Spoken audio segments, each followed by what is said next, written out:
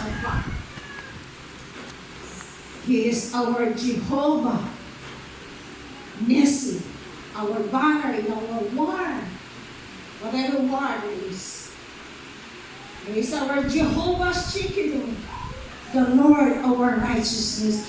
Lord, I know I'm not righteous, but you are my righteousness. How can I stand before a righteous God when I'm not? But the gentle word of the Lord, my child, I have died for you. I have imputed in you my righteousness, and I see you as righteous in my eyes. Iksoon, nakasulay ka na ba? Na alam mo that you are not righteous. Na alam mo na sayop ka. Na alam mo na kasala ka. And you cannot stand the sight of God. How do you there? Ngayon lang ka, Lord. Uwang naman kayo ko eh. But God will tell you, I died for you. I cleanse you. I have healed you. And I love you with an everlasting love no matter what. Okay, and then I say, Lord, thank you. Because our Jehovah, our righteousness. Kasi diyan nagkasakit ka ng inyong Pastor Jane. Okay, yung ni Sister, nagkapalugyan ng legater, wala naman.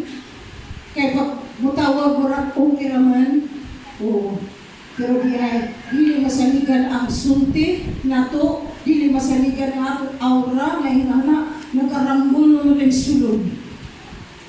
Salamat kaya atong Ginoo. Sa atong tanan nagagibati, kaya ganing atong lawas, madunutan na yun. Maambunan na gamay, masipkong. Makakaulag mga katul-katul, gaarat, gahubak.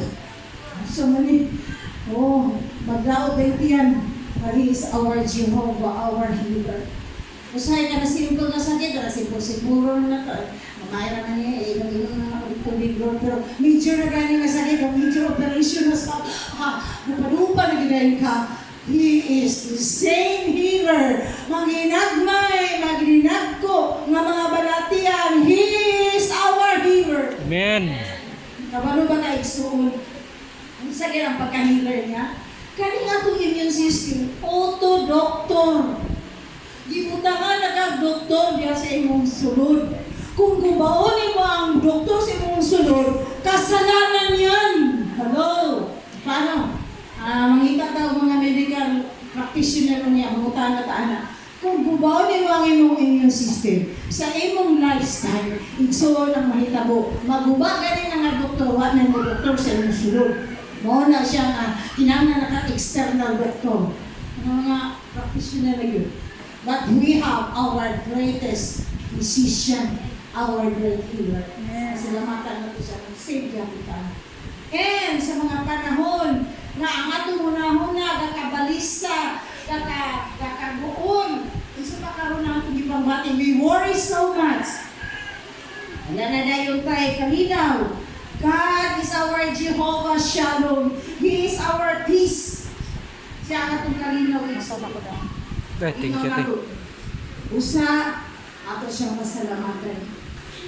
For the goodness of the Lord and the wonderful works to His children. Thank the Lord for saving us. Dili lang nag-save sa damnation, nagitagana sa di matuhuon. Apan bisan pa sa mga kalisdanan nga ato nga nahayaguman din sa kalibutan karon, because this is a fallen world. Iya gyapon ta isalba. Ikatulo ang last, a hope and a future. Kani kini na ang maluluman sa Balisay. Kay kurat-kuraton gani ni siya o tawag mo giday. Pero memory person.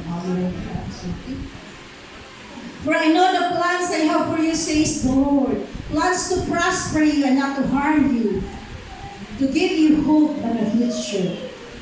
Abi na ko sa una kanibatan mo balita nga Kristiyano sabi hindi ko ay mo, basta ng Kristiyano mo, napag-iluhog, napag-future. Ano dato, siguro ko. No, it's not only that. Yes, in this world, but more importantly, what is our hope? Our hope is with Christ forever. Amen. Pagsuon. Kung ang Ginoo atong giaragara karon atong gibati ang kalami sa iyang presensya. Unsa na unya kaha nga Sister Joy o mag-atubang na mo face to face. Wow. Tapos ingon pa gid siya, "Well done, my good and faithful servant. What a commendation of the greatest King and Lord of all." Ano lang ganyan ingon ka nga, "Uy, may kayo mong pagkakanta, uy, may kayo mong maanay ka." What more the Lord would say? Well done, my good and faithful servant.